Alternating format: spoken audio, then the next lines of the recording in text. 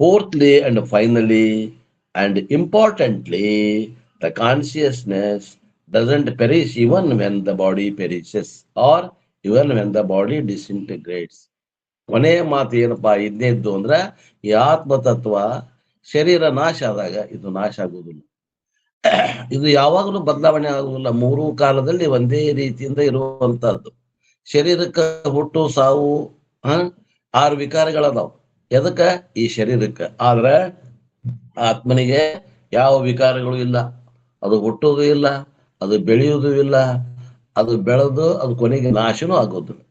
ಆದ್ರೆ ಈ ಶರೀರ ಬೆಳೀತದ. ಅಸ್ಥಿತೆ ಜಾಯತೆ ವರ್ಧತೆ ವಿಪರಿಣಮತೆ ಅಪಕ್ಷೀಯತೆ ವಿನಶ್ಯತೆ ಅನ್ನುವಂತ 6 ವಿಕಾರಗಳಿಂದ ಕೂಡಿದ ಈ ಶರೀರ ನಿನ್ನಿದ್ದಂಗ ಇವತ್ತಿಲ್ಲ, ಇವತ್ತಿದ್ದಂಗ ನಾಳೆ ಇರುವುದಿಲ್ಲ. ಈ ಶರೀರ ದಿನ ದಿನ ಇದು ಶರೀರ ಸಮೀಪ ಆಗಾಗತೈತಿ ಸಾವಿಗೆ. ಆದ್ರ ಆತ್ಮ ಹ್ಮ್ ಆ ಆತ್ಮನ ಡಿಕ್ಷನರಿ ಒಳಗ ಸಾವೇ ಇಲ್ಲ ಅಂತ ಹೇಳಾಗತ್ತಾರ. So first note the presence of that consciousness in the body. ಮೊದಲು ಏನ್ ಮಾಡ್ರಿ? ತಿಳ್ಕೊಳಕಿದು ಹೇಳೋದು. ಮೊದಲ ಅದು ಆತ್ಮ ಸ್ವರೂಪ ನನ್ನ ಶರೀರದ ಒಳಗ ಐತಂತ ತಿಳ್ಕೊಳ್ರಿ. ಮೊದಲು ಹಂಗ ತಿಳ್ಕೊಳ್ರಿ. And if you have any doubt, pinch your body and see. ನೋಡ್ರಿ, ಅರಿವೈತೇನ ಇಲ್ಲ ನೋಡಾಕ. ನಿಮ್ಗೇನ ಸಂಶಯ ಇತ್ತಂದ್ರ ಚೂಟಿ ನೋಡ್ಕೊಡ್ರಿ. ಅರಿವೈತೇನ್ ನೋಡ್ರಿ. ಹಾ ಅಂತೀರಿ, ಇಲ್ಲಿ ನೋಡ್ರಿ, ಚೂಟ್ ನೋಡ್ಕೊಡ್ರಿ your body and see whether you are conscious of the pinch. ಆ ಚುಚ್ಕೊಂಡಿದ್ ಗೊತ್ತಾಗ್ತೈತಿ ಇಲ್ಲಿ ನೋಡ್ರಿ. ಚೂಟ್ಕೊಂಡು ನೋಡ್ಕೊಡ್ರಿ ಅಂತಾರು. And instantaneous realisation of the pain means ನೋವು ಆಕೈತಿ ಅಂದ್ರ ಅರಿವು ಉಳ್ಳವ್ರ ಅದೇವಿ ನಾವು. ಅಂದ್ರೆ ಅರಿವು ನಮ್ಮ ಒಳಗದ. ಮೊದಲು ಹಂಗ ತಿಳ್ಕೊಡ್ರಿ. Means you are consciousness of the pain ಅಂದ್ರ ಅದು ಚೂಟುಗೊಳ್ಳೋದ್ರಿಂದ ನೋವು ಅದ ಅಂದ್ರ ಇದು ಅರಿವು ಉಳ್ಳಂತದ್ದು ಶರೀರ ಅದ. ಆ ಅರಿವನ್ನ ಮೊದಲ ಶರೀರದಾಗ ಗುರುತಿಸ್ರಿ. And having identified the consciousness, I have to learn to identify with that consciousness, which means instead of claiming the body as myself, I have to start practicing body is the dress which I am temporarily wearing. Vasamsi jirnani yata vihaya grannati vihaya navani grehi grannati naroparaಣಿ. ಮೊದಲ ಈ ಶರೀರದೊಳಗ ಆತ್ಮ ಅದ ಅಂತ ತಿಳ್ಕೊಳ್ರಿ. ಆ ನಂತರ ಏನ್ ಮಾಡ್ರಿ? ಮುಂದೆ ಬರ್ತಾ ಬರ್ತಾ ಏನ್ ವಿಚಾರ ಮಾಡ್ರಿ ಅಂತಂದ್ರ, ಶರೀರವೇ ನಾನು ಅಂತ ತಿಳ್ಕೊಳ್ಳೋಕ್ಕಿಂತ ಬದಲು ನಾನು ಆತ್ಮ ಅಂತ ತಿಳ್ಕೊಳ್ರಿ. ಆ ಆತ್ಮನ ಮ್ಯಾಗ ಈ ಶರೀರ ಅನ್ನುವಂತ ಅಂಗಿಯನ್ನ ಧರ್ಷಿನಿ ಅಂತ ತಿಳ್ಕೊಳ್ರಿ.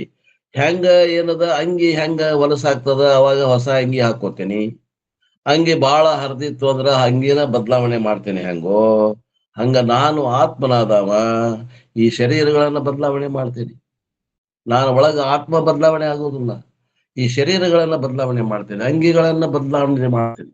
ಹಳೆಯದಾತು ಹೊಸ ಅಂಗಿ ಹಾಕೋತೇನೆ. ಹಂಗ ನಾನು ಆತ್ಮನಾದಂತಾವ ಈ ಶರೀರ ಅನ್ನುವಂತ ಅಂಗಿಗಳನ್ನ ಜನ್ಮ ಜನ್ಮಾಂತರದಲ್ಲಿ ಬದಲಾವಣೆ ಮಾಡ್ಕೊಂತ ಹೊಂಟೇನೆ ಹೊರತು ನಾನು ಎಂದು ಬದಲಾವಣೆ ಆಗಿಲ್ಲ. ಅಂದ್ರ ಮೊದಲ ಶರೀರವೇ ನಾನಂತ ತಿಳಿಯೋದು, ಶರೀರದ ಒಳಗಿನ ಆತ್ಮವೇ ನಾನಂತ ತಿಳಿಯೋದು. ಆ ನಂತರ ಶರೀರವನ್ನ ಆತ್ಮನಲ್ಲಿ ಕಲ್ಪಿತದ ನಾನು ಆತ್ಮ ಅಂತ ತಿಳ್ಕೊಂಡು ಶರೀರವನ್ನ ನನ್ನ ಅಂಗಿ, ನನ್ನ ಪೋಷಾಕು, ನನ್ನ ಉಡುಗೆ ತೊಳಗೆ ಅಂತ ತಿಳ್ಕೊಬೇಕು. ಅದು ಹಳೇದಾತಂದ್ರ ಅದನ್ನ ಚೇಂಜ್ ಹೆಂಗ್ ಮಾಡ್ತೀನೋ ನಾ ಹಂಗ ಮಾಡ್ತೀನಿ ಅಂತ ತಿಳ್ಕೊಂಡು ಮೊದಲ ಹಂತವಾಗಿ ಹಿಂಗ ತಿಳ್ಕೊಂತ ಬರ್ರಿ ಅಂತಾರ. Local dress we wear for a day or a half a day. This dress I have to been wearing from the date of birth, and there is a wear and tear, and one day I will cast off. How can the arriving departing body can be myself? ಅಂತಾರೆ. ನಾವು ಈ dress ಅಂಗಿ ಮತ್ತು ಏನೋ ನಮ್ದು ಪೋಷಾಕ ಏನೋ ಒಂದು dress ಅನ್ನ ಯಾವಾಗ ಹಾಕೋತೀವಿ ನಾವು? Local dress we wear in a day or half day. ಒಂದ್ ದಿವ್ಸ ಹಾಕೋಬಹುದು, ಭಾಳ ಅದ ಅರ್ಧ ದಿವಸ ಇಲ್ಲ, ಒಂದ್ ದಿವ್ಸ ಪೂರ ಹಾಕೋತೇವಿ. ಅದನ್ನ ಮರುದಿವ್ಸ ಕಳೆದ ಒಗಿಲಿಕ್ಕೆ ಇಡ್ತೇವಿ. ಹೌದ್ರೆ? ಆದ್ರೆ ಈ ಡ್ರೆಸ್, ಈ ಶರೀರ ಅನ್ನುವಂತ ಡ್ರೆಸ್ ಏನದ, ಇದು ಯಾವಾಗ ಹುಟ್ಟೈತಿ ಅವಾಗ ಹಾಕೊಂಡಾವ, ನಾನು ಹಂಗ ಹಾಕೊಂಡೇ ಇರ್ತೀನಿ. ಅದು ಸೌಕಳಿ ಬರ್ತದ, ವೇರ್ ಅಂಡ್ ಟೇರ್ ಆಗ್ತಾ ಇದೆ. ಮತ್ತೆ ಯಾವಾಗ ಒಂದು ದಿವಸ ಬರ್ತದ ಅವಾಗ ಇದನ್ನ ಪೂರ್ಣ ಹರಿತೈತಿ ಈ ಶರ್ಟು. ಅವಾಗ ಇದನ್ನ ಬಿಚ್ಚಿ ಒಗೆದು, how can the arriving departing body be myself. ಹಂಗೆ ಯಾವಾಗ ಇದು ಬರುವಂತ ಹೋಗುವಂತ ಈ ಏನದ ಈ ಡ್ರೆಸ್ ನಂತ ಇರುವಂತ ಈ ಶರೀರ, ಇದು ಹೆಂಗ ನಾ ಆಗಕ್ ಸಾಧ್ಯ? ಇದನ್ನ ಹೊತ್ಕೊಳ್ಳೋವ ನಾನದೇನಿ, ಇದನ್ನ ಹಾಕೊಳ್ಳೋ ನಾನದೇನಿ ಅಂತ ಅರ್ಥ ಮಾಡ್ಕೊಡ್ರಿ. I am the formless consciousness who am operating through this temporary body. ನಾನು ಅರಿವು ಅರಿವು ಸ್ವರೂಪ ಅದೇನಿ. ಹೆಂಗ? ನಿರಾಕಾರವಾದ ನಾಮರೂಪರಹಿತವಾದ ಅರಿವಿದ್ದೇನೆ ನಾನು. ಈ ಶರೀರದ ಮೂಲಕ ಆಪರೇಷನ್ ಅಂದ್ರೆ ಕಾರ್ಯವನ್ನು ನೆರವೇರಿಸ್ತಾ ಇದ್ದೇನೆ ಅಷ್ಟೇ. ಇದೊಂದು ಉಪಾಧಿ ಆಗ್ಯದ. Body comes, body goes. ಶರೀರ ಬರ್ತದ, ಶರೀರ ಹೋಗ್ತದ. ಐ ಎವರ್ ಆಮ್, ನಾನು ಯಾವಾಗಲೂ ಹಾಗೆ ಇದ್ದೇನೆ. And then the Lord Krishna says, Arjuna, that is not enough. ಇಷ್ಟು ತಿಳ್ಕೊಂಡ್ರೆ ಸಾಕಾಗಂಗಿಲ್ಲಪ್ಪ Arjuna. You have to note another important nature of the consciousness. ಆ ಅರಿವಿನ ಇನ್ನೊಂದು ಲಕ್ಷಣ ಅದ, ಅದನ್ನು ನೀ ನೆನ್ಪಿಡಬೇಕು ಅರ್ಜುನ ಅಂತ ಹೇಳ್ತಾನೆ ಭಗವಂತ. And that is the consciousness is akarta and abhokta. ಅಂದ್ರೆ ನಾವು ಶ್ರುತಿ ಅರ್ಥಾಪತ್ತಿ ಪ್ರಮಾಣದಿಂದ ನಾವು ಕೊರೊಲ್ಲರಿ, ನಾವು ಇದನ್ನ ನಿರ್ಣಯ ಮಾಡೇವಿ. ನಮ್ಮ ಋಷಿ ಮುನಿಗಳು ನಿರ್ಣಯ ಮಾಡ್ಯಾರ. ಏನಂದ್ರ ಆ ನಿರಾಕಾರವಾದ ವ್ಯಾಪಕವಾದಂತ ಚೈತನ್ಯನಾದಂತಹ ತುರಿಯನು ಅವನು ಅಕರ್ತ, ಅವನು ಅಭೋಕ್ತ ಇದ್ದಾನೆ. ಹಂಗಾರೆ ಅವನು ಅಕರ್ತ, ಅವನು ಅಭೋಕ್ತ ಅದಾನಂದ್ರ ನಾನು ಕರ್ತ ಭೋಕ್ತ ಅನಿಸ್ತೈತಲ್ರಿ. ನನಗ ಯಾವ್ದೋ ಒಂದು ಕರ್ಮ ಮಾಡಿದ್ದೆ ಅಂದ್ರೆ ನಾ ಕರ್ತ ಅನಿಸ್ತದ, ಅದರದ ಫಲವನ್ನ ಉಣ್ಣೆ ಅಂದ್ರೆ ನಾನು ಭೋಕ್ತ ಅನಿಸ್ತತಲ್ಲ. ಇದೇನು ಹಂಗಾರ ಶಾಸ್ತ್ರ ದೃಷ್ಟಿಯಿಂದ ನಾನು ಅಕರ್ತ ಅಭೋಕ್ತ ಇದ್ರ ನನಗನ್ಸುವಂತ ಕರ್ತಾಪನ್ನಾಗ್ಲಿ ಭೋಕ್ತಾಪನ್ನಾಗ್ಲಿ ಇದು ಭ್ರಮ ಅಂತ ತಿಳ್ಕೊತೇನೆ ನಾನು. ಇಷ್ಟು ಗಟ್ಟಿ ಬೇಕು ನೋಡ್ರಿ. ಶಾಸ್ತ್ರ ಹೇಳುದ ಖರೆ ಅಂದ್ರೆ ನಾವು ತಿಳ್ಕೊಂಡಿದ್ದೆಲ್ಲ ಭ್ರಮ ಅದ. ಹಿಂಗ ತಿಳ್ಕೊಂಡ್ರೆ ಯಾವುದು ಗೋಳಿಲ್ಲ, ಯಾವುದು ಗದ್ಲಿಲ್ಲ, ಖಂಡ ತುಂಡ ತಿಳಿಯಾಕ ಅನುಕೂಲ ಆಗ್ತದೆ.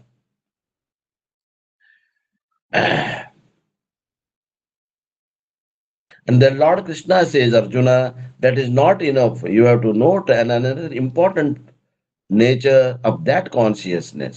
And that is the that consciousness is akarta and abhokta. I, the consciousness, neither act in this world nor does this I, the consciousness, reap the result of an action. ನಾನು ಅಕರ್ತ ಅಭೋಕ್ತಾ ಇದ್ದೇನೆ. ನಾನು ಕರ್ತಾನೂ ಅಲ್ಲ, ನಾ ಮಾಡವನು ಅಲ್ಲ, ನಾ ಉಣ್ಣವನು ಅಲ್ಲ. ಹಂಗಾರೆ ಮಾಡವ ಉಣ್ಣವ ಯಾರು? ಪ್ರಾತಿಭಾಷಿಕ ಜೀವ ಅಥವಾ ಪ್ರಾತಿಭಾಷಿಕವಾದಂತ ಭ್ರಮೆ, ಅದು ಕಲ್ಪನೆ. Because anything all pervading cannot perform any action. ನೋಡ್ರಿ, ಅಂಡರ್ಲೈನ್ ಮಾಡೇನಿದೆ ಶಬ್ದ. ಯಾಕಂದ್ರ ಯಾವುದು ವ್ಯಾಪಕ ಚೇತನ ಐತೋ ಅದು ಒಂದು ಸೀಮಿತ ಕಾರ್ಯವನ್ನು ಮಾಡ್ಲಿಕ್ಕೆ ಆಗಂಗಿಲ್ಲ. This space doesn't perform any action. ಆಕಾಶ ಯಾವ್ದಾರ ಕರ್ಮ ಮಾಡೋದು ನೋಡ್ರಿ ಏನ? ಆಕಾಶ ಅಂದ್ರೆ ಪೊಳ್ಳು. ಆಕಾಶ ಅಂದ್ರೆ ಮ್ಯಾಗ್ ನೋಡ್ಬೇಡ್ರಿ, ನೀಲಿ ಬಣ್ಣದ. ಆ ಪೊಳ್ಳು ಏನ್ರ ಕೆಲಸ ಮಾಡೋದು ನೋಡಿರೇನು? ಆ ಪೊಳ್ಳು ವ್ಯಾಪಕದ, ಎಲ್ಲ ಕಡೆ ಒಳಗೂ ಹೊರಗೂ ತುಂಬಿಕೊಂಡೈತೆ. ಪರಿಚೀನ ವಸ್ತು ಏನ್ ಮಾಡ್ತದ? ಕಾರ್ಯವನ್ನ ಮಾಡ್ತದ. ಪರಿಪೂರ್ಣ ವಸ್ತು ಕಾರ್ಯ ಮಾಡೋದನ್ನ ಎಲ್ಲರೂ ನೋಡಿರೇನು? ಇಲ್ಲ. ಹಂಗಾರೆ ಪರಿಪೂರ್ಣವಾದಂತ ಆತ್ಮ ಏನಾದ್ರೂ ಕಾರ್ಯ ಮಾಡ್ಲಿಕ್ಕೆ ಸಾಧ್ಯದೇನು? ಇಲ್ಲ. ಹಂಗಾರ ಅವ ಅಕರ್ತ ಅದಾನ. ಅವ ಅಕರ್ತ ಅದಾನಂದ್ರ ಅಭೋಕ್ತಾನು ಅದಾನ. ಇದನ್ನ ಹೆಂಗ್ ಗೊತ್ತ ಹಿಡಿದ್ರಿ ನೀವು? ನಾವು ಶ್ರುತಿ ಅರ್ಥಾಪತ್ತಿ ಪ್ರಮಾಣದಿಂದ ಕಂಡು ಹಿಡಿದೇವಿ ಅನ್ಬೇಕು ನಾವು. And the space doesn't perform any action. The space doesn't and cannot act. Similarly, I am akarta and abhokta. In my presence, the material factors consisting of 5 components that alone perform. ಅಂದ್ರೆ ನನ್ನ ಸಾನ್ನಿಧ್ಯ ಅಂದ್ರೆ ಆತ್ಮನ ಸಾನ್ನಿಧ್ಯದಲ್ಲಿ ಪಂಚಭೂತಾತ್ಮಕವಾದಂತಹ, ಪಂಚಭೂತಗಳಿಂದ ಕಾರ್ಯವಾದಂತಹ ಈ ಶರೀರ ಇದು ಕಾರ್ಯ ಮಾಡ್ತಾವ. ಕೈ ಕಾಲು, ಕೈ ಹಿಡಿದು ಬಿಡುದು ಮಾಡ್ತದ, ಕಾಲು ನಡೆದಾಡುದು ಮಾಡ್ತದ. ಕರ್ಮೇಂದ್ರಿಯಗಳು ಏನದಾವ? ವಾಕ್ ಪಾಣಿ ಪಾದ ಪಾಯು ಉಪಸ್ಥ ವಾಣಿ ಮಾತಾಡ್ತದ, ವಾಕ್. ಪಾಣಿ ಕೈ ಹಿಡಿದು ಬಿಡುದು ಮಾಡ್ತದ, ಪಾದ ನಡೆದಾಡುದು ಮಾಡ್ತದ. ವಾಯು ಉಪಸ್ಥ ತಮ್ಮ ಕೆಲಸವನ್ನು ತಾವು ಮಾಡಾಕತ್ತಾವ. ವಿಸರ್ಜನ ಕ್ರಿಯೆಯನ್ನ, ಸುಖಿಸುವಂತ ಕ್ರಿಯೆಯನ್ನ ಅವು ಜನನೇಂದ್ರಿಯಗಳು ಮಾಡಾಕತ್ತಾವ. ನಾನು ಇವುಗಳನ್ನ ನೋಡುವಂತ ಸಾಕ್ಷಿ ಅದೇನಿ, ಮಾಡುವವ ಅಂತ ಭ್ರಮಾದಿಂದ ತಿಳ್ಕೊಂಡೇನಿ. ನನ್ನ ಬೆಳಕಿನಲ್ಲಿ ನನ್ನ ಅರಿವನ್ನ ಪಡೆದು ಜಡವಾದಂತ ಈ ಕರ್ಮೇಂದ್ರಿಯಗಳು ತಮ್ಮ ತಮ್ಮ ಕಾರ್ಯವನ್ನ ಮಾಡಾಕತ್ತಾವ. ಇದು ನನ್ನ ಈಗ ಜ್ಞಾನದಿಂದ ತಿಳುವಳಿಕೆ ಕಂಡುಕೊಂಡಿದ್ದು. ಮುಂದೆ ಹೇಳ್ತಾನ ಅವನು ಭಗವದ್ಗೀತೆಯಾಗ ಏನ್ ಹೇಳ್ತಾರಂತಂದ್ರ 18ನೇ ಶ್ಲೋಕದಾಗ 18ನೇ ಅಧ್ಯಾಯದಾಗ 13ನೇ ಶ್ಲೋಕವನ್ನ 13 ಮತ್ತು 14 ಹೇಳ್ತಾರೆ. 13, 14 ನೋಡೋಣ ಏನಂತ ನಾವು.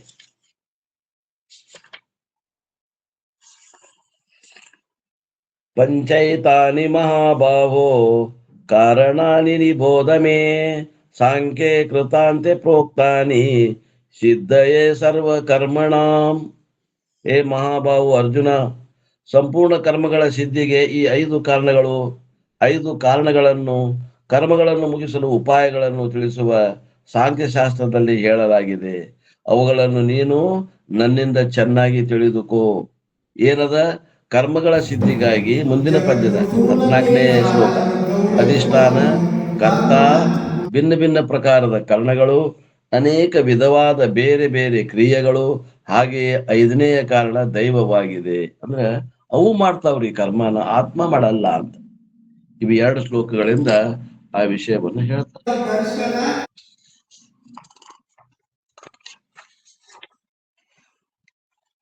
ಮುಂದ 15, 16, 17 ಹೇಳ್ಯಾರ. 15, 16, 17 ಸಾರಾಂಶ ಹೇಳ್ಬಿಡ್ತೇನೆ ನೋಡ್ರಿ. ಇದು 18ನೇ ಅಧ್ಯಾಯದಾಗ 15ನೇ ಅಧ್ಯಾಯದ ಮನುಷ್ಯನು ಮನಸ್ಸು, ವಾಣಿ ಮತ್ತು ಶರೀರದಿಂದ ಶಾಸ್ತ್ರಾನುಕೂಲವಾಗಲಿ ಅಥವಾ ಅದಕ್ಕೆ ವಿರುದ್ಧವಾಗಲಿ ಯಾವುದೇ ಕರ್ಮ ಮಾಡಲು ಈ 5 ಕಾರಣಗಳು ಇರುತ್ತವೆ. ಆದರೆ ಹೀಗಿದ್ದರೂ ಯಾವ ಮನುಷ್ಯನು ಅಶುದ್ಧ ಬುದ್ಧಿಯಿಂದಾದ ಕರ್ಮಗಳು ಪೂರ್ಣವಾಗುವುದರಲ್ಲಿ ಕೇವಲ ಮತ್ತು ಶುದ್ಧ ಸ್ವರೂಪಿ ಆತ್ಮನನ್ನು ಕರ್ತ ಎಂದು ತಿಳಿಯುತ್ತಾನೋ ಆ ಮಲಿನ ಬುದ್ಧಿಯ ಅಜ್ಞಾನಿಯು ಯಥಾರ್ಥವನ್ನು ತಿಳಿಯುವುದಿಲ್ಲ. ಮುಂದ 17ರಲ್ಲಿ ಹೇಳ್ತಾರ, ಯಾವ ಪುರುಷನ ಅಂತಃಕರಣದಲ್ಲಿ ನಾನು ಕರ್ತ ಆಗಿದ್ದೇನೆ ಎಂಬ ಭಾವ ಇರುವುದಿಲ್ಲವೋ, ಹಾಗೆಯೇ ಯಾರ ಬುದ್ಧಿಯು ಸಾಂಸಾರಿಕ ಪದಾರ್ಥಗಳಲ್ಲಿ ಮತ್ತು ಕರ್ಮಗಳಲ್ಲಿ ಅಂಟಿಕೊಳ್ಳುವುದಿಲ್ಲವೋ ಆ ಮನುಷ್ಯನು ಎಲ್ಲ ಜನರನ್ನು ಕೊಂದರೂ ವಾಸ್ತವಿಕವಾಗಿ ಕೊಲ್ಲುವುದಿಲ್ಲ, ಹಾಗೂ ಅವನು ಪಾಪದಿಂದ ಬಂಧಿತನಾಗುವುದು ಇಲ್ಲ. ಅಭಿಮಾನ ಬಿಟ್ರೆ ಯಾವುದು ಈ ಶರೀರದಿಂದ ಏನೇ ಘಟಿಸಿದ್ರು ಆತ್ಮನಿಗೆ ಏನು ಸಂಬಂಧ ಇಲ್ಲ. ಇನ್ನೂ ಒಂದು ಹೇಳ್ಬೇಕಂದ್ರ, ನಿಮ್ಗೆ ಅಂತರ್ಕಿ ಬಾತ್ ಹೇಳ್ಬೇಕಂದ್ರ, ಆತ್ಮನಿಗೂ ಈ ಶರೀರಕ್ಕೆ ಸಂಬಂಧ ಇಲ್ರಿ, ಏನೇನು ಸಂಬಂಧ ಇಲ್ಲ. ಇದು ಮಾಡಿದ್ದು ಉಂಟದ, ಇದು ಮಾಡ್ತದ, ಇದು ಉಂಟದ ಶರೀರ. ಅವ ಬರೇ ಸಾಕ್ಷಿ ನೋಡಾವ ಏನ್ರಿ. These are very very important shloka from 14 to 17. ಬಹಳ ಮುಖ್ಯವಾದಂತಹ ಶ್ಲೋಕಗಳು. Krishna says the various panchakoshas are performing the action. ಪಂಚಕೋಶಗಳ ಕೆಲಸ ಮಾಡ್ತಾವ. ಅನ್ನಮಯ, ಪ್ರಾಣಮಯ, ಮನೋಮಯ, ವಿಜ್ಞಾನಮಯ, ಆನಂದಮಯ ಕೋಶಗಳ ಕೆಲಸ ಮಾಡ್ತಾ ಇದ್ದಾವ. ಕೋಶ means material factors, the material body, the material prana, the material mind, and they perform actions. ಈ ಮಟೀರಿಯಲ್ ಅಂದ್ರೆ ದ್ರವ್ಯ.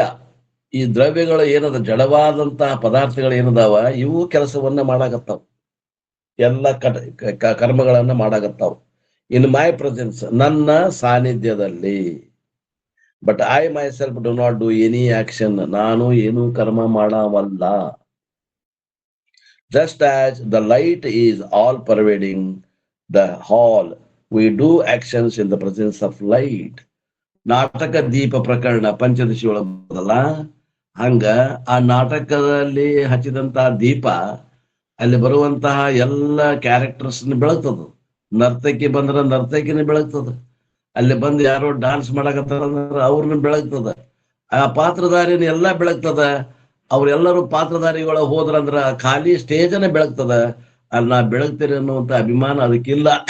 ಹೆಂಗೋ ಹಂಗ ಈ ಅರಿವು ಈ ಶರೀರದ ಸಾನ್ನಿಧ್ಯ ಇಲ್ಲದ ಕೆಲಸ ಅದು ಏನು ಮಾಡೋದಿಲ್ಲ, ಅಕರ್ತ ಅದ. ಇವು ಏನದ, ಇವೆಲ್ಲ ಶರೀರ ಕರ್ಮೇಂದ್ರಿಯಗಳು ಜ್ಞಾನೇಂದ್ರಿಯಗಳು ಏನದಾವಲ್ಲ, ಇವೇ ಕೆಲಸ ಮಾಡಾಕತ್ತಾವ.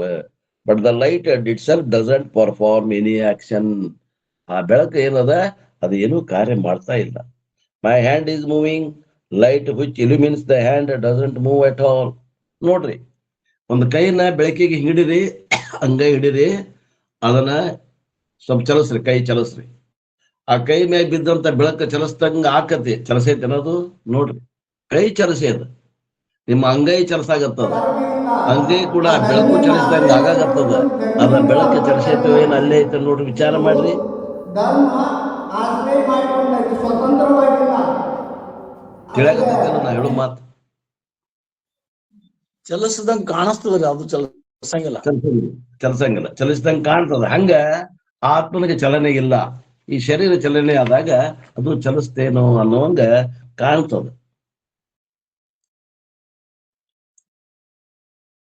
My hand is moving, light which illumines the hand doesn't move at all. Similarly, I am Akarta Abhokta, Chaitanya must be. ನಾನು ಅಭೋಕ್ತ ಮತ್ತು ಅಕರ್ತ ಅಭೋಕ್ತ ಚೈತನ್ಯವೇ ಇರುತ್ತೇನೆ. And this knowledge is extremely significant because once I know I am Akarta and Abhokta, I know Sanchita, Agami, Prarabdha, none of them belong to me. ಯಾವಾಗ ನಾನು ಅಕರ್ತ ಅಭೋಕ್ತ ಅನ್ನುವಂಥದ್ದು ಗಟ್ಟಿಮುಟ್ಟಾಗಿ ತಿಳಿತೀನಿ, ಹಂಗ ಹಿಂಗ ತಿಳಿಬಾರದ್ರಿ, ಗಟ್ಟಿಮುಟ್ಟು ತಿಳಿಬೇಕು. ನಾವು ಕರ್ತ ಭೋಕ್ತ ಅನ್ನುವಂಥ ಭಾವ ಹೋಗುದಿಲ್ಲ ನಮಗೆ. ಬಹಳ ನಿಧಿಧ್ಯಾಸನ ಮಾಡಬೇಕು, ಶಾಸ್ತ್ರ ಶ್ರವಣ ಮಾಡಬೇಕು. ಅಲ್ಲಿ ಏನದ ಅದು ಭ್ರಮ ಅದ ಅಂತ ತಿಳ್ಕೊಂಡು ಬಿಡಬೇಕು. ನಾನು ಆತ್ಮ ಸ್ವರೂಪದಿಂದ ನಾನು ಅಕರ್ತ ಅಭೋಕ್ತ ಇದ್ದೇನೆ ಅಂತ ತಿಳಿದಾಗ ಏನಾಕತ್ರಿ, ಕರ್ಮಗಳು ಎಲ್ಲವೂ ಶರೀರಕ್ಕೆ ಟ್ರಾನ್ಸ್ಫರ್ ಆಕ್ಕವು. ಶರೀರ ಮಾಡಿದ ಕರ್ಮ ಫಲಗಳು ಶರೀರಕ್ಕೆ ಬರ್ತಾವು, ಆತ್ಮ ಮಾಡೇ ಇಲ್ಲ. ಹಿಂದಿನ ಜನ್ಮದಾಗ ಮಾಡಿದಂತ ಪಾಪ ಕರ್ಮಗಳ ಫಲ ಆ ಶರೀರ ಉಂಟದ, ಪುಣ್ಯ ಕರ್ಮಗಳು ಮಾಡಿದ್ರೆ ಆ ಶರೀರ ಉಂಟದ, ನಾವಲ್ಲ. ಅದಕ್ಕಂತಾರವರು, I no I am akarta, I bhokta, I no sanchita agami prarabdha, none of them belong to me. ಸಂಚಿತ ಕರ್ಮ ನನಗೆ ಸಂಬಂಧಪಟ್ಟಿಲ್ಲ, ಆಗಾಮಿ ಕರ್ಮ ನನಗೆ ಸಂಬಂಧಪಟ್ಟಿಲ್ಲ, ಪ್ರಾರಬ್ಧ ನನಗೆ ಸಂಬಂಧಪಟ್ಟಿಲ್ಲ. ಅದ ಹೇಳ್ತೇವಲ್ರಿ, ಹಗಲೆಲ್ಲ ಉದಾಹರಣೆ ಹೇಳ್ತೇನೆ ನೋಡ್ರಿ. ನಿಮ್ಮ ಹಿತ್ತಲದಾಗ ಒಂದು ಮಾವಿನ ಗಿಡ ಬೆಳೆಸಿರಿ, ನೀವು ಅದಕ್ಕೆ ಗೊಬ್ಬರ ಹಾಕಿರಿ, ಬೆಳೆದದ, ಮೂಲ್ಯಾಗ ಬೆಳೆಸಿರಿ, ಅದು ಮುಂದೆ ಮಾವಿನ ಗಿಡ ದೊಡ್ಡದಾತು, ಅದು 4 ಕಡೆ ಬೆಳೀತು. 4 ಮಂದಿ ಆ ಕಡೆ ಹಿಂದ ಮುಂದೆ ಪ್ಲಾಟ್ನವರ ಜಗದಾಗೂ ಹೋಗಿ ಬೆಳೀತದ. ಆ ಕಡೆ ಅಂತಾನವ, ನಮ್ ಕಡೆ ಬಂದಾವ್ರಿ, ಅವು ನಮ್ಮ ಹಣ್ಣು ಅಂತಾನ.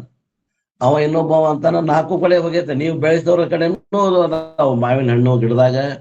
ಆ ಕಡೆ 4 ಕಡೆನೂ 4 ಮಂದಿ ಅವ್ರು ಅಂತಾರ, ಅವ್ರು ನಮ್ ಕಡೆ ಬಂದಿದ್ದು ಹಣ್ಣು ನಮ್ಮವು ಅಂತಾರ, ಆ ಕಡೆ ಬಂದಿದ್ದು ಹಣ್ಣು ನಮ್ಮವು ಅಂತಾರ. 4 ಮಂದಿ ನಮ್ ಕಡೆ ಏನ್ ಬಂದಾವು ಅವು ಹಣ್ಣು ನಮ್ಮವು ಅಂತ ವಾದ ಮಾಡ್ತಾರ. ಆ ನಂತರ ಗುರುಗಳ ಹತ್ರ ಹೋಗ್ತಾರ, ಈ ನೋಡ್ರಿ ಗಿಡ ಇವು ಏನ್ ಬೆಳೆದಾವಲ್ಲ ಹಣ್ಣ, ಇವ್ರು ನಮ್ಮವು ಅಂತಾರ, ನಾ ಬೆಳೆಸೇನ್ರಿ ಗಿಡ ಅಂತ ಇವ ಮನಿ ಮಾಲಕ್ ಅಂತ. ಹಂಗಾರ ಹಣ್ಣು ಯಾರಿಗ್ ಕೊಡ್ತಾನವ? ಗುರು ಯಾರಿಗ್ ಹಂಚ್ಬೇಕ ಅವನ ಹಣ್ಣು? ಯಾರು ಬರೀ ಅವ ಹಣ್ಣು? ಗಿಡದ್ವು. ಹಂಗ ಈ ಕರ್ಮ ನಾನು ಕರ್ತ ಭೋಕ್ತ ಅಂತ ಮಾಡಿದ್ದು ಯಾರಿಗ್ ಸಂಬಂಧಪಡ್ತದ? ಆತ್ಮ ಅಕರ್ತ ಭೋಕ್ತ ಅದ ಅಂದ್ರೆ, ನಾ ಕರ್ಮ ಮಾಡಿದೆ, ನಾ ಉಣ್ತೇನೆ ಅನ್ನುವಂಥದ್ದು ಸುಖ ಆಗ್ಲಿ ದುಃಖ ಆಗ್ಲಿ ಯಾರಿಗ್ ಸಂಬಂಧಪಡ್ತದ್ರಿ? ಅದು ಬುದ್ಧಿಗೆ, ಶರೀರ ಸಂಬಂಧಪಡ್ತದ. ಮತ್ತ ಆತ್ಮನಿಗೆ ಸಂಬಂಧ ಇಲ್ಲ ಅಂದಾಗ ಮತ್ತ ಅದ್ರ ಬಗ್ಗೆ ಯಾಕೆ ತಲೆ ಕೆಡಿಸ್ಕೋಬೇಕು? ಸಂಚಿತನು ಹೋತು, ಪೀಡಾ ಎಲ್ಲ ಕಡೆ ಆ ಕಡೆ ಗೊತ್ತು, ಚಲೋ ಆತ್ ಬಿಡ ಅನ್ಬೇಕು. ಸಂಚಿತನು ನನಗೆ ಬರ್ಲಿಲ್ಲ, ಆಗಾಮಿನೂ ನನಗೆ ಬರಂಗಿಲ್ಲ. ಯಾಕ? ಅಭಿಮಾನ ಇಲ್ಲ. ಜ್ಞಾನಿ ಆದ್ಮ್ಯಾಗ ಅಭಿಮಾನ ಇಲ್ಲ, ನಾ ಮಾಡಿದೆ ಅನ್ನುವಂಥ ಅಭಿಮಾನ ಇಲ್ಲ, ಆಗಾಮಿ ಕರ್ಮ ಇಲ್ಲ. ಸಂಚಿತ ಜ್ಞಾನದಿಂದ ನಾಶ ಆಗಿ ಹೋಗ್ತು, ಪ್ರಾರಬ್ಧವ ಭೋಗದಿಂದ ನಾಶ ಆಗಿ ಹೋಗ್ತದೆ.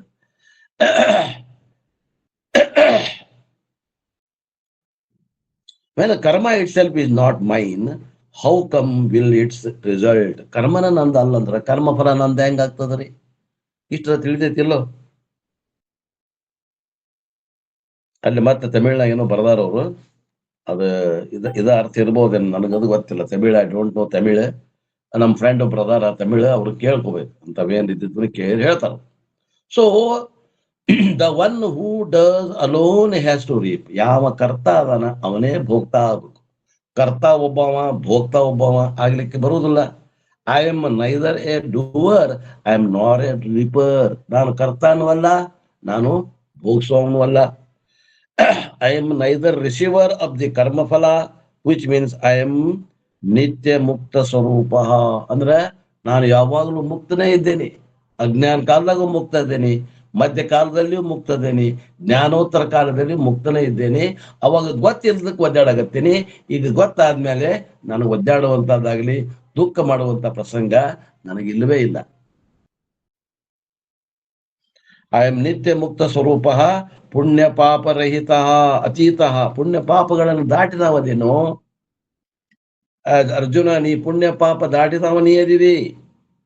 ಸಂಚಿತ ಆಗಾಮಿ ಪ್ರಾರಬ್ಧ ರಹಿತ ವರ್ಜಿತ. ಯಾವ ಕರ್ಮಗಳು ಇಲ್ಲ ನಿನಗ, ಸಂಚಿತನೂ ಇಲ್ಲ. ಸಂಚಿತ ಕರ್ಮ, ಪ್ರಾರಬ್ಧ ಕರ್ಮ, ಆಗಾಮಿ ಕರ್ಮ ಗೊತ್ತದಾವಿಲ್ರಿ?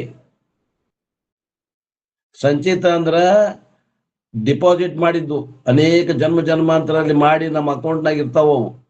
ಶರೀರವೇ ನಾನು ಅಂತ ಮಾಡಿದಾಗ ಆ ಅಕೌಂಟ್ನಾಗ ಜಮಾ ಆಗಿರ್ತಾವ, ಅವಕ್ಕೆ ಸಂಚಿತ ಅಂತಾರ. ಈ ಆ ಕರ್ಮಗಳನ್ನ ಫಲ ಉಣ್ಕೊಂತ ಮತ್ ಮುಂದಿನ ಕರ್ಮಗಳನ್ನ ಮಾಡ್ತೇವಲ್ಲ, ಅವಾಗ ಆಗಾಮಿ ಕರ್ಮಗಳು ಮತ್ತೆ ನಮಗ್ ಸೇರ್ಕೋತಾವ, ಫಲಗಳು ಸೇರ್ಕೋತಾವ. ಮತ್ತ ಪ್ರಾರಬ್ಧ ಅಂತಂದ್ರ ಈಗ ಈ ಶರೀರಕ್ಕೆ ಕಾರಣ ಆದಂತ ಕರ್ಮಗಳು ಪ್ರಾರಬ್ಧ ಕರ್ಮ. ಅಂದ್ರ ಒಂದು ಉದಾಹರಣೆ ಹೇಳ್ತಾರ ಶಿವಪುತ್ರಪ್ಪನವರು, ಅನುಭವ ಸಾರದಲ್ಲಿ ಹೇಳ್ತಾರ. ಒಬ್ಬವ ರೈತ ತನ್ನ ಹೊಲದಾಗ ಬೆಳೆದಂತ ಕಾಳು ಒಂದು 20 ಚೀಲ ಕಾಳು ಬೆಳೆದಿದ್ದ ಅಂತ ತಿಳ್ಕೊಡ್ರಿ. ಯಾವ್ದು? ಜೋಳ ಬೆಳೆದಿದ್ದ. ಅವ ಏನ್ ಮಾಡ್ತಾನ, ಅದ್ರಾಗ ಒಂದು 5 ಚೀಲ ಉಣ್ಣಾಕ್ ತೆಗೆದಿಟ್ಕೋತಾನ, ಚಲೋ ಒಂದು 5 ಚೀಲ ಬೀಜಕ್ಕೆ ತೆಗೆದಿಡ್ತಾನ, ಇನ್ನೊಂದು 10 ಚೀಲ ಮುಂದೆ ಉಂಡ್ರಾತಂತ ತೆಗೆದಿಡ್ತಾನ, ಹಗೆದಾಗ ಹಾಕ್ತಾನ. ಹಗೆದಾಗ ಯಾವಾಗಾರ ಬರಗಾಲ ಬಂದಾಗ ಅಥವಾ ಈ ಉಣ್ಣಾಕ್ ತೆಗೆದು ಇಟ್ಕೊಂಡಿದ್ದು 5 ಚೀಲ ಜೋಳ ಆದ್ ಬಂದ್ರ ಅವನು ತೆಗಿಯೋಣಂತ ಅವ್ನ ಹಗೆಯಕ್ಕೆ ಹಾಕ್ತಾನ. ಆ ಹಗೆಯಕ್ಕೆ ಹಾಕಿದ ಜೋಳ ಸಂಚಿತ ಕರ್ಮ ಇದ್ದಂಗ, ಉಣ್ಣಾಕ್ ತೆಗೆದಿಟ್ಟಿದ್ವು ಪ್ರಾರಬ್ಧ ಇದ್ದಂಗ.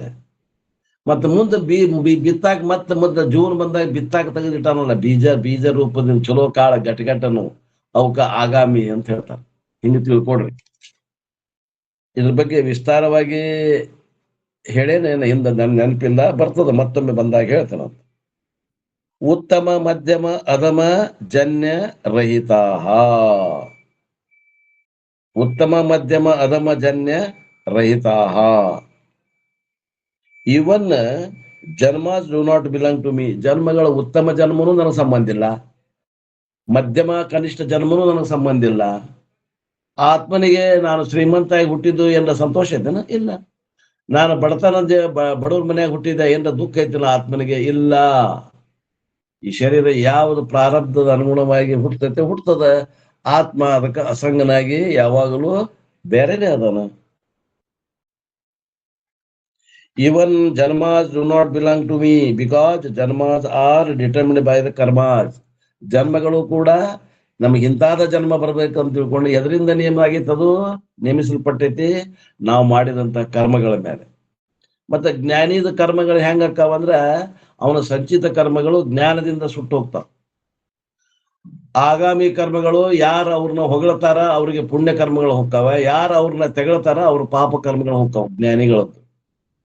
ಪ್ರಾರಬ್ಧವನ್ನ ಅವನೇ ಭೋಗಿಸಿ ಹೋಗ್ತಾನ. ಪ್ರಾರಬ್ಧ ಜ್ಞಾನ ಆದ ನಂತರ ಕೂಡ ಭೋಗ ಸಲುವಾಗಿ ಭೋಗ ಇರೋದ್ರಿಂದ ಇರ್ತಾನ, ಅವ್ ಜೀವಿಸ್ಕೊಂಡಿರ್ತಾನ. ಆ ಜೀವಿತ ಕಾಲದಲ್ಲಿ ಏನ್ ಮಾಡ್ತಾನ, 4 ಮಂದಿಗೆ ಮಧ್ಯಮ ಪ್ರಾರಬ್ಧ ಇತ್ತಂದ್ರೆ ಉಪದೇಶ ಕೊಡ್ತಾನ ಅಷ್ಟೇ ಹೊರತು ಅವ ಮತ್ತೆ ಹುಟ್ಟಿ ಬರೋದಿಲ್ಲ. ಯಾಕ? ಸಂಚಿತ ನಾಶ ಆತು, ಆಗಾಮಿ ನಾಶ ಆತು, ಪ್ರಾರಬ್ಧ ಭೋಗಿಸಿ ಮುಗಿಸಿದ, ಇನ್ನು ಹುಟ್ಟಾಕ ಯಾವ ಕರ್ಮ ಉಳಿಲಿಲ್ಲ. ಇನ್ನು ಯಾರು ಹುಡ್ತಾರ್ರಿ? ಯಾರು ಇಟ್ಕೊಂಡಾರಲ್ಲ ಅಕೌಂಟ್ನಾಗ ಸಂಚಿತ ಆಗಾಮಿ ಇಟ್ಕೊಂಡಾರಲ್ಲ, ಆ ಪುಣ್ಯಗಳಿಗೆ ಪಾಪಗಳಿಗೆ ಅನುಗುಣವಾಗಿ ಪುಣ್ಯ ಹೆಚ್ಚಿಗೆ ಇತ್ತಂದ್ರ ಸುಖಮಯವಾದಂತ ಶರೀರ ಬರ್ತದೆ, ಶ್ರೀಮಂತರ ಮನ್ಯಾಗ ಹುಡ್ತೇವಿ. ಮಧ್ಯಮ ಇತ್ತಂದ್ರ ಮಧ್ಯಮ ಕುಟುಂಬದಾಗ ಹುಡ್ತೇವಿ. ಬಹಳ ಕನಿಷ್ಠ ಇತ್ತು ಪ್ರಾರಬ್ಧ ಅಂತಂದ್ರ ಅದೇನು ಮುಂದಿನ ಜನ್ಮ ಹೆಂಗ್ ಬರ್ತಾವು ಅಂದ್ರ ಅವ್ರವ್ರ ಪುಣ್ಯ ಪಾಪಗಳಿಗೆ ಅನುಸಾರವಾಗಿ ಮುಂದಿನ ಜನ್ಮ ಪ್ರಾಪ್ತಿ ಆಗ್ತದೆ. ನಮ್ಗೆ ಮುಂದಿನ ಜನ್ಮನ ಬೇಕಾಗಿಲ್ಲ, ನಮ್ಗೆ ಜ್ಞಾನನ ಬೇಕಾಗೈತಿ. ಆದ್ದರಿಂದ ನಮಗ ನಾವು ಜ್ಞಾನ ಆತಂದ್ರ ನಾವು ಪರಮಾತ್ಮನೊಂದಿಗೆ ಒಂದಾಗಿ ಅವನ ಸ್ವರೂಪದಾಗ ಒಂದಾಗಿ ಅಲ್ಲೇನೆ ನೆಲೆಯಾಗಿ ಅವನ್ ಕೂಡ ನಲಿದಾಡ್ತಾ ಇರ್ತೀವಿ, ಆನಂದದಿಂದ ಇರ್ತೀವಿ, ದುಃಖರಹಿತವಾದಂತ ಶಾಶ್ವತ ಸುಖದಲ್ಲಿ ಇರ್ತೇವೆ. ಅದಕ್ಕೆ ನಾವು ಮೋಕ್ಷ ಅಂತೀವಿ. When karmas are not there, how will janma takes place? ಕರ್ಮನ ಇಲ್ಲಂದ್ರೆ ಜನ್ಮ ಎಲ್ಲಿಂದ ಬರ್ತೈತಿ? ಕರ್ಮಗಳ ನಾಶ ಆದ್ರೆ ಜನ್ಮ ಬರುದಿಲ್ಲ. ಕರ್ಮ ನಾಶ ಆಗ್ಲಿಲ್ಲ, ಜನ್ಮ ಗ್ಯಾರಂಟಿ. ಎದಕ್ ಹುಟ್ಟಿ? ಸಾಯಾಕ. ಎದಕ್ ಸಾಯ್ತಿ? ಹುಟ್ಟಾಕ. ಅದಕ್ಕ ನಾವು ಕರ್ಮಗಳನ್ನು ನಾಶ ಮಾಡ್ಕೊಳ್ಳೋದು. ಜ್ಞಾನಾಗ್ನಿ ಸರ್ವ ಕರ್ಮಾಣಿ ಭಸ್ಮಸಾತ್ ಕುರಿತೆ ಅರ್ಜುನ. ಓಕೆ, ಜನ್ಮ ಇಸ್ ನಾಟ್ ದೇರ್. ವುಡ್ ಪುನರ್ಜನ್ಮ ವಿಲ್ ಕಮ್? ಜನ್ಮ ಅಂತೂ ಇಲ್ಲ, ಪುನರ್ಜನ್ಮ ಐತೇನ್ರಿ ಜ್ಞಾನಿಗೆ? How will that be? ಅದ ಹೆಂಗ್ ಬರ್ತದ್ರಿ? ವೆನ್ ಜನ್ಮ is not there, therefore I am ever free. ಯಾವಾಗ ಸಂಚಿತ ಆಗಾಮಿ ಪ್ರಾರಬ್ಧ ನಾಶ ಆದ್ವು ಅಂದ್ರ, ಆ ಕರ್ಮ ನಾಶ ಆತು ಅಂದ್ರ, ಆ ಕರ್ಮ ಜನ್ಮ ಕೊಡುವಂತ ಕರ್ಮನ ಇಲ್ಲ ಅಂದ್ರೆ ಜನ್ಮ ಎಲ್ಲಿದ್ರಿ? ದಿಸ್ ನಾಲೆಜ್ ಇಸ್ ಕಾಲ್ಡ್ ಆತ್ಮಸ್ವರೂಪ ಜ್ಞಾನ. ಈ ಜ್ಞಾನವನ್ನ ಪಡಿತೀವಿ ಅಂದ್ರೆ ಇದಕ್ಕ ಆತ್ಮಸ್ವರೂಪ ಜ್ಞಾನ ಅಂತಾರೆ, ಆತ್ಮಜ್ಞಾನ ಅಂತಾರೆ. This lord Krishna has elaborated dealt with in the second chapter. ಇದನ್ನ ವಿಸ್ತಾರವಾಗಿ ಭಗವದ್ಗೀತೆ 2ನೇ ಅಧ್ಯಾಯದಾಗ ಅಶೋಚಾನನ್ವಶೋಚಸ್ತ್ವಂ ಪ್ರಜ್ಞಾವಾದಾಂಶ ಭಾಸಸೆ ಗತಾಸೂನ ಗತಾಸೂಂಚ ನಾನು ಶೋಚಂತಿ ಪಂಡಿತ ಅನ್ನುವಂತ ಶ್ಲೋಕದಿಂದ ಹಿಡ್ಕೊಂಡು 25ನೇ ಶ್ಲೋಕದವರೆಗೆ ಅದನ್ನ ಹೇಳ್ಕೊಂತ ಬಂದಿದ. ಅಲ್ಲಿ ನೋಡ್ಕೊಡ್ರಿ ವಿಸ್ತಾರವಾಗಿ ಅಂತ. From verse number 12 to 25 Krishna has highlighted this, and therefore he summarizes this topic in the 5 verses from 13 to 17.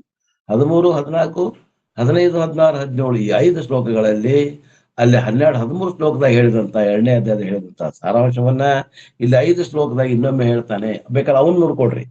18ನೇ ಅಧ್ಯಾಯ 13ರಿಂದ 17ನೇ ಶ್ಲೋಕದಾಗ ಆತ್ಮ ಸ್ವರೂಪ ಅಂದ್ರೆ ಏನು, ಆತ್ಮಜ್ಞಾನ ಆದವಗೆ ಹೆಂಗ ಅವಾಗ ಮೋಕ್ಷ ಆಗ್ತದ, ಸಂಚಿತ ಆಗಾಮಿ ಪ್ರಾರಬ್ಧಗಳು ಹೆಂಗ ನಾಶ ಆಕ್ಕಾವ, ಕರ್ಮಗಳ ನಾಶ ಆದ್ರ ಜನ್ಮ ಹೆಂಗ ನಾಶ ಆಗ್ತದ, ಜನ್ಮ ನಾಶ ಆದ್ರ ಅವ ಜೀವನ್ ಮುಕ್ತ ಅವಸ್ಥೆಯಲ್ಲಿ ಇರ್ತಾನ ಪ್ರಾರಬ್ಧ ಮುಗಿಮಠ.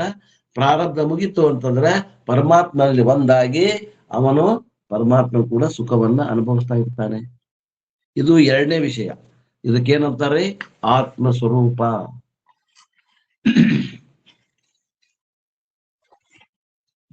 ಇನ್ನು 3ನೇ ವಿಷಯ ಹೇಳ್ತಾನೆ. From 18th up to 40th verse, 18ನೇ ಶ್ಲೋಕದಿಂದ 40ನೇ ಶ್ಲೋಕ, ಅದೇ 18ನೇ ಅಧ್ಯಾಯದಾಗ ಭಗವಂತ ಕೃಷ್ಣ ಏನ್ ಹೇಳಕತ್ತಾನಂದ್ರ 6 ವಿಷಯಗಳನ್ನು ಹೇಳ್ತಾ ಇದ್ದಾನೆ. Which we will give comprehensive picture of the entire Gita teaching. ಗೀತೆಯಲ್ಲಿ ಏನು ಪೂರ್ಣ ಹೇಳ್ಯಾನ ಅದನ್ನ ಸಂಕ್ಷಿಪ್ತವಾಗಿ ಇಲ್ಲಿ ಹೇಳ್ಕೊಂತ ಬಂದಾನ. Krishna has ingeniously chosen these 6 topics. Of these 6 topics are understood properly, the entire Gita teaching is understood. ಇವು 6 ವಿಷಯಗಳನ್ನು ನೀವು ಮರೀಲಿಲ್ಲ ಅಂದ್ರೆ ಭಗವದ್ಗೀತೆ ನಿಮ್ ತಲೆಯಾಗ ಐತೆ ಅಂತ ಅರ್ಥ. ಯಾವ 6 ವಿಷಯಗಳು? What are the 6 topics? ಜ್ಞಾನಂ ಮೀನ್ಸ್ ನಾಲೆಜ್, ಆತ್ಮಜ್ಞಾನ. ವಿಷಯ ಜ್ಞಾನ ಅಲ್ಲ, ಅನಾತ್ಮ ಜ್ಞಾನಕ್ಕೆ ಆತ್ಮಜ್ಞಾನ. ಆಮೇಲೆ 2ನೇದೇನು? ಕರ್ಮ ಮೀನ್ಸ್ ಆಕ್ಷನ್. ಕರ್ತ means doer. Buddhi means intellect. Dhruti means it will power. And sukham happiness. ಅಂದ್ರೆ ಏನನ್ನಂಗಾದ್ರು ಜ್ಞಾನ 1, ಕರ್ಮ 2, ಕರ್ತ 3, ಬುದ್ಧಿ 4, ಧೃತಿ 5, ಸುಖ 6. 6 3 18. 3 ಹೆಂಗಂದ್ರೆ ಇವು ಸಾತ್ವಿಕ, ರಾಜಸಿಕ, ತಾಮಸಿಕ. ಇವು 6 3 18 ತಿಳ್ಕೊಂಡ್ರೆ ಇಡೀ ಭಗವದ್ಗೀತೆಯನ್ನ ನೀವು ತಿಳಿದಂಗ ಅಂತ ಹೇಳ್ತಾವ. Knowledge, action, doer, intellect, will power and happiness. These are the 6 topics he takes, and each one of them Krishna divides into Satvika, Rajasika and Tamasika varieties. In each of them is divided into three, and it can be understood this division, then we have got a clarity regarding the Bhagavad Gita teaching. ಅಂದ್ರೆ ಯಾವುದು ಸಾತ್ವಿಕ ಜ್ಞಾನ, ಯಾವುದು ರಾಜಸಿಕ ಜ್ಞಾನ, ಯಾವುದು ತಾಮಸಿಕ ಜ್ಞಾನ, ಇವು ಮೂರು. ಆಮೇಲೆ ರಾಜಸಿಕ ಕರ್ಮ, ಸಾತ್ವಿಕ ಕರ್ಮ, ತಾಮಸಿಕ ಕರ್ಮ, ಇವು ಮೂರು. ಕರ್ತ ಅಂದ್ರೆ ಯಾವುದು? ಸಾತ್ವಿಕ ಕರ್ತ, ರಾಜಸಿಕ ಕರ್ತ, ತಾಮಸಿಕ ಕರ್ತ. ಬುದ್ಧಿ, ಸಾತ್ವಿಕ ಬುದ್ಧಿ, ರಾಜಸ ಬುದ್ಧಿ, ತಾಮಸ ಬುದ್ಧಿ. ಧೃತಿ, ಸಾತ್ವಿಕ ಧೃತಿ, ರಾಜಸಿಕ ಧೃತಿ, ತಾಮಸಿಕ ಧೃತಿ. ಸುಖ, ಸಾತ್ವಿಕ ಸುಖ, ರಾಜಸಿಕ ಸುಖ, ತಾಮಸಿಕ ಸುಖ. ಇವು 18ನ್ನ 17ನೇ ಅಧ್ಯಾಯದಾಗ ವಿಸ್ತಾರವಾಗಿ ಹೇಳ್ಯಾರ. ಅವನ್ನ ನೋಡಿ ನೆನಪಿಟ್ಕೊಂಡ್ಬಿಟ್ರೆ ಭಗವದ್ಗೀತೆ ನಮಗ ಪೂರ ನಮ್ಮ ತಲೆಯೊಳಗಿದ್ದಂಗ. I am not going to elaborate each one of them, then it will be a long summary ಅಂತಾರು. Then it will not be a summary, it will be a reteaching of the 18th chapter. ಇದನ್ನು ವಿಸ್ತಾರವಾಗಿ ಹೇಳಕ್ ಹೋಗುದಿಲ್ಲ, ನೋಡ್ಕೊಡ್ರಿ. 18ನೇ ಅಧ್ಯಾಯದಾಗೂ ಬಂದದ ಸಂಕ್ಷಿಪ್ತವಾಗಿ. ಅದಕ್ಕಿಂತ ಮೊದಲ 16, 17ನೇ ಅಧ್ಯಾಯದಾಗೂ ಹೇಳ್ಯಾರ. ಶ್ರದ್ಧಾತ್ರಯ ವಿಭಾಗ ಯೋಗೋ ನಾಮ ಐತ್ ನೋಡ್ರಿ, ಅಲ್ಲಿ ಹೇಳ್ಕೊಂತ ಬಂದಾರ. But we can have A general understanding of these classification. ನಾವು ಸಾಮಾನ್ಯವಾದ ವಿಂಗಡಣೆಯನ್ನ ತಿಳ್ಕೋಬಹುದು. I have pointed out this before. Whatever contributes to the spiritual growth is sattvic variety. ನಾವು ಆಧ್ಯಾತ್ಮಿಕವಾಗಿ ಒಳಗೆ ಬೆಳೆಯಗತ್ತೇವೆ ಅಂದ್ರೆ ಅದಕ್ಕೆ ಸಾತ್ವಿಕ ಬೆಳವಣಿಗೆ ಅಂತ ಏನ್ರಿ. ಹೊರಗೆ ಬೆಳೆಯಂಗಿಲ್ಲ, ರೂಪಾಯಿ ಆಸ್ತಿ. ಒಳಗೆ ಬೆಳೆಯುವುದು ಬೇರೆ, ಹೊರಗೆ ಬೆಳೆಯುವುದು ಬೇರೆ. ಒಳಗೆ ಬೆಳೆಯಗತ್ತೇವಿ, ನಮ್ಮಲ್ಲಿ ಮನದೋಷ ಕಳ್ಕೊಂಡೇವಿ, ವಿಕ್ಷೇಪ ದೋಷ ಕಳ್ಕೊಂಡೇವಿ, ಆವರಣ ದೋಷ ಕಳೆದುಕೊಂಡೇವಿ ಅಂದ್ರೆ ನಾವು ಒಳಗೆ ಬೆಳೆಯಗತ್ತೇವಿ. The criterion for classifying something as sattvic is that which promotes a spiritual growth. ಅಂದ್ರೆ ಏನು? ಸಾತ್ವಿಕ ಅನ್ನುವಂಥದ್ದು ಏನಪ್ಪಾ ಅಂತಂದ್ರೆ ಆಧ್ಯಾತ್ಮಿಕವಾಗಿ ಮನುಷ್ಯ ಬೆಳೆಯಗತ್ತಾನೇನು ನೋಡ್ರಿ. ಇವತ್ತ ಲೌಕಿಕವಾಗಿ ಬೆಳೆಯೋರು ಬಹಳ ಮಂದಿ ಅದಾರ, ರೊಕ್ಕ ರೂಪಾಯಿ ಬ್ಯಾಂಕ್ ಬ್ಯಾಲೆನ್ಸ್ ಮಾಡಿದವರು ಬಹಳ ಮಂದಿ ಅದಾರ. ಅದ್ರ ಒಳಗ ಕಚ್ಚಾ ಹೆಂಗಿದ್ರ ಹಂಗ ಅದಾರ. ಎಲ್ಲೂ ಬೆಂದೇ ಇಲ್ಲ ಅವರು. ಮನದೋಷ ಕಳ್ಕೊಂಡಿಲ್ಲ, ವಿಕ್ಷೇಪ ದೋಷ ಕಳ್ಕೊಂಡಿಲ್ಲ, ಆವರಣ ದೋಷ ಕಳ್ಕೊಂಡಿಲ್ಲ. ಹೌದಲ್ರಿ? ಇವನ್ ಕಳ್ಕೊಬೇಕಲ್ರಿ. ಇದು ಒಳಗಿನ ಬೆಳವಣಿಗೆ ಅಂತಾರ. The inner growth is God sattvic, whether it is food, whether it is action, whether it is a relationship. ಅದು ಏನಿರ್ಬೋದು? ಆಹಾರದ ಇಷ್ಟೆಯಿಂದ ಸಾತ್ವಿಕ, ರಾಜಸಿಕ, ತಾಮಸಿಕ ಇರ್ಬೋದು. ಅಥವಾ ನಾವು ಮಾಡುವಂತ ಕರ್ಮದ ದೃಷ್ಟಿಯಿಂದ ಸಾತ್ವಿಕ, ರಾಜಸಿಕ, ತಾಮಸಿಕ ಇರ್ಬೋದು. ಅಥವಾ ನಾವಿರೋದು ಸಂಬಂಧ ಅದು ಸಾತ್ವಿಕ ಸಂಬಂಧ ಐತೋ, ಏನ್ ರಾಸಿಕ ಸಂಬಂಧ ಐತೋ, ಏನು ತಾಮಸಿಕ ಸಂಬಂಧ ಐತೋ. Anything in the world, if it is contributes to the growth, it is called ಸಾತ್ವಿಕ ಸ್ಪಿರಿಚುವಲ್ ಗ್ರೋತ್. ಈ ಒಳಗಿನ ಬೆಳವಣಿಗೆಗೆ ಏನ್ ಸಹಾಯ ಮಾಡ್ತದಲ್ಲ, ಇದಕ್ಕ ಸಾತ್ವಿಕ ಆಧ್ಯಾತ್ಮಿಕವಾದಂತ ಬೆಳವಣಿಗೆ ಅಂತ ನೋಡ್ರಿ. ಒಳಗ ಬೆಳವಣಿಗೆ ಆದ್ರೆ ಸಾಕು, ಹೊರಗಿನ ಬೆಳವಣಿಗೆ ಏನಿಲ್ಲ. ಇದು ಜನ್ಮದಾಗ ಇಲ್ಲೇ ಬಿಟ್ಟು ಹೋಗೋದು. ಅದು ನಾವು ಗಳಿಸಿದ ಆಸ್ತಿ ತಗೊಂಡ್ ಹೋಗ್ತೇವೇನ್ರಿ? ನಾವು ಹೋಗಲ್ಲ. ಆದ್ರೆ ಈ ಜ್ಞಾನ ಇತ್ತಂದ್ರ ಹುಟ್ಟಿ ಬರದಂಗ ಮಾಡ್ಕೋತೀವಿ ನಾವು. ತಾಯಿ ಹೊಟ್ಟಾಗಿ ಏನೋ ಹಾನಿ ಮಾಡಿದ್ವಿ, ಆವಿಷ್ಯ ಇರುವುದರೊಳಗಾಗಿ ಇನ್ನೊಮ್ಮೆ ತಾಯಿ ಹೊಟ್ಟೆಗೆ ಬರದಂಗ ನಾವು ಮಾಡ್ಕೋತೀನಿ ಅಂತ ಆಣಿ ಮಾಡಿ ಬಂದೇವಿ. ಆ ಆಣಿ ಮಾಡಿದ ಪ್ರಕಾರ ನಾವು ಸಾಧನೆ ಮಾಡಿ ಹೋಗ್ಬೇಕ. ದೆನ್ ವಾಟ್ ಈಸ್ ತಾಮಸಿಕ್? The opposite of it. ಅಂದ್ರೆ ಸಾತ್ವಿಕದ ವಿರುದ್ಧ ಇರುವಂತಹದ್ದು ತಾಮಸಿಕದ opposite. Whatever contributes to the spiritual downfall. ಆಧ್ಯಾತ್ಮಿಕವಾಗಿ ಎಲ್ಲಿ ಮನುಷ್ಯ ಕುಂಠಿತ ಆಗ್ತಾನೆ, ಆಧ್ಯಾತ್ಮಿಕವಾಗಿ ಎಳ್ಳಷ್ಟು ಬೆಳೆಯುವುದಿಲ್ಲ, ಅದಕ್ಕೇನಂತಾರ್ರಿ? ತಾಮಸಿಕ ಸ್ವರೂಪ ಅಂತಾರೆ.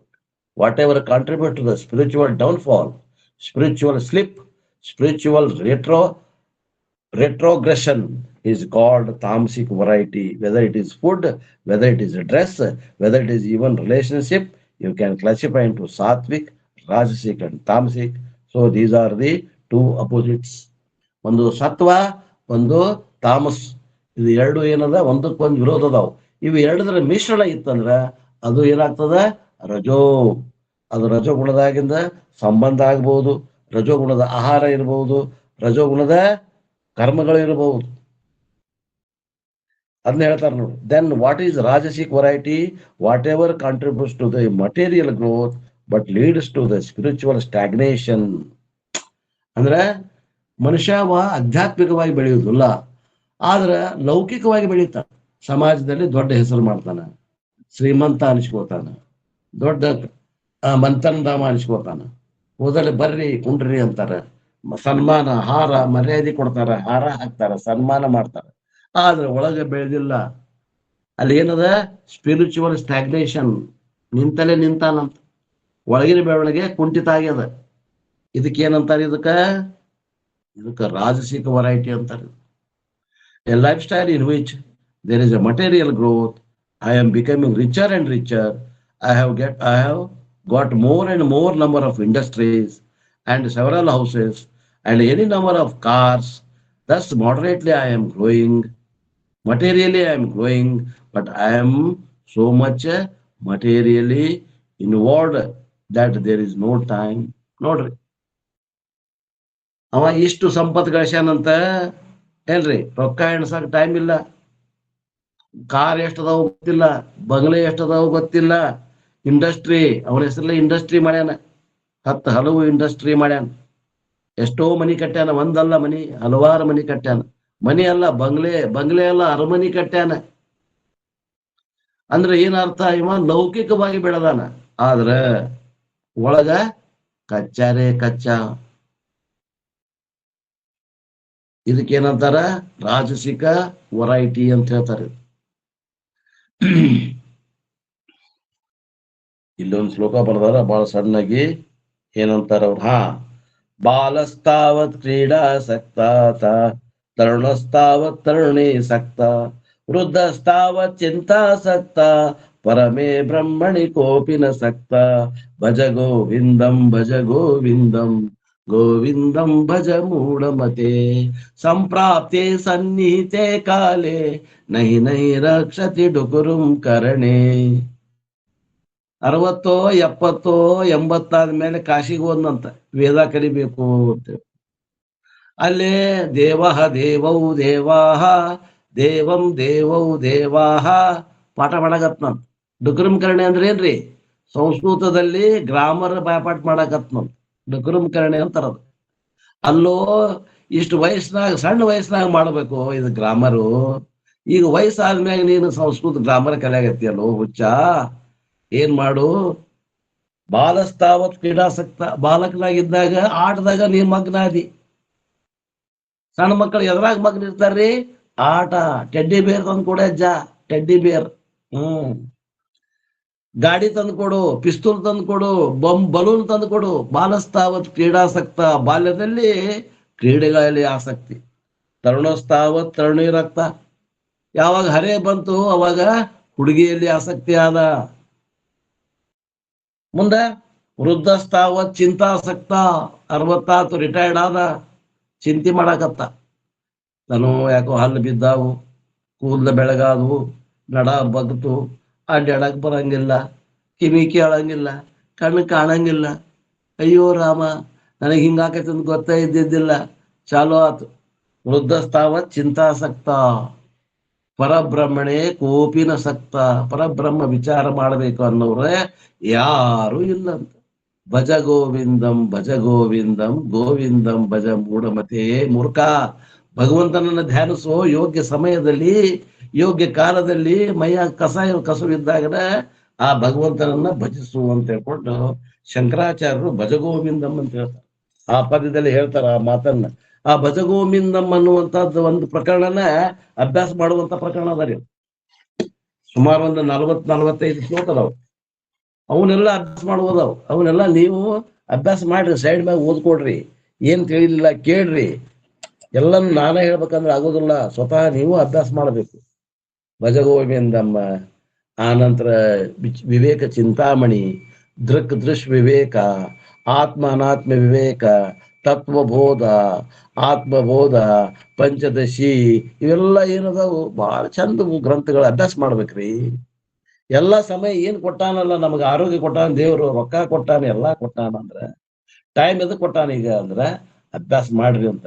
ಏನೋ ಇದು ಇನಿಷಿಯೇಷನ್. ಇದು ನಾವು 3 ಪೀರಿಯಡ್, ಉಳಿದ ಪೀರಿಯಡ್ನಾಗೂ ನೀವು ಅಭ್ಯಾಸ ಮಾಡಬಹುದು. ಏನಾದ್ರೂ ಪ್ರಶ್ನೆಗಳನ್ನ ಕೇಳಬಹುದು. ಕೇಳಿದ್ರೆ ನಮ್ಗೆ ತಿಳಿದ್ರೆ ನಾವು ಹೇಳ್ತೀವಿ, ಇಲ್ಲ ನಮ್ಮ ಗುರುಗಳನ್ನ ಕೇಳಿ ಹೇಳ್ತೀವಿ. I am the richest person, but there is no time for religion, there is no time for spirituality, there is no time for japa, there is no time for puja, there is no time for Gita class. ನಾನು ರೊಕ್ಕ ಎಣಿಸೋದ್ರಾಗ ಬಗ್ಲಾಗೇನಿ, ಸಾಕಷ್ಟು ಕೊಟ್ಬಿಟ್ಟಾನ ದೇವ್ರು. Industry ಅದಾವ, ನಾನು business ಅದಾವ, ವ್ಯಾಪಾರ ಉದ್ಯಮ ಅದಾವ, ಅನೇಕ ಆಳು ಕಾಳು ಕೆಲಸ ಮಾಡಬೇಕು, ತಗೋಬೇಕು, ಪುರ್ಸೊತ್ತಿಲ್ಲ ರೊಕ್ಕ ಎಣ್ಸಾಕ.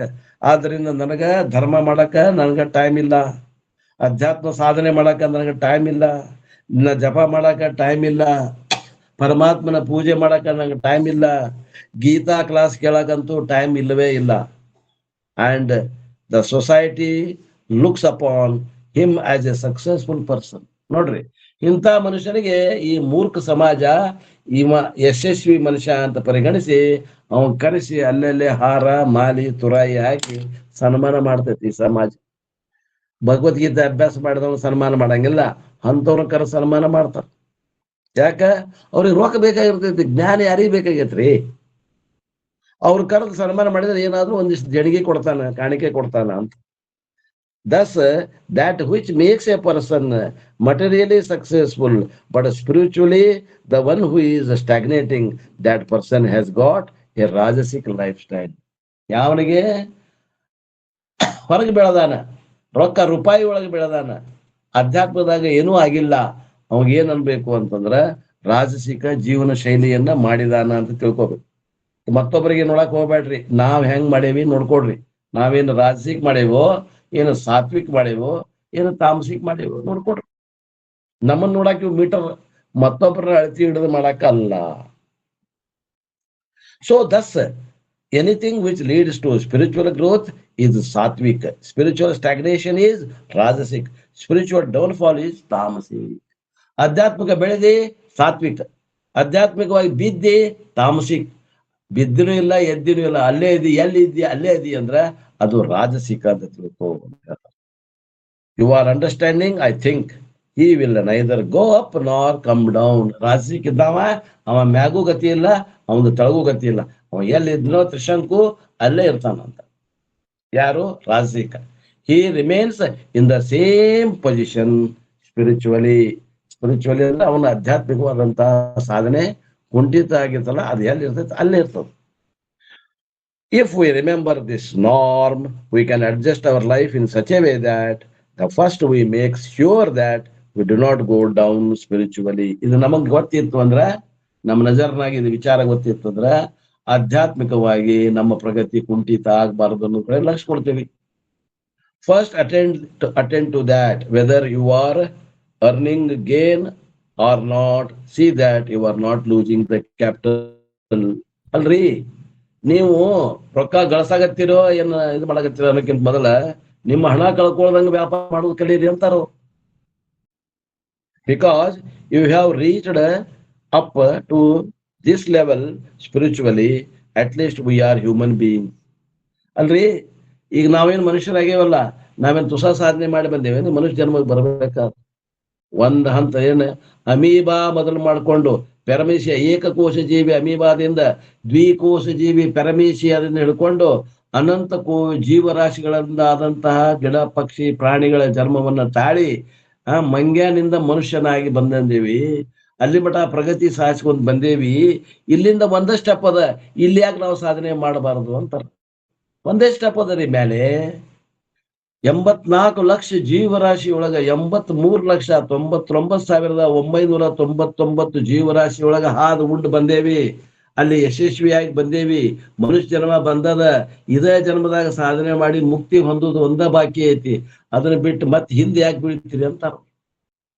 That is a great accomplishment. ಇಲ್ಲಿವರೆಗೆ ನಾವು ಮನುಷ್ಯ ಜನ್ಮ ಬಂದಿದ್ದೆ ಒಂದು ಮಹಾನ್ ಸಾಧನೆ ಅದ. See that you do not go down. ಇದಕ್ಕಿಂತ ತಳಗ ಹೋಗಕ್ ಹೋಗ್ಬೇಡ್ರಿ.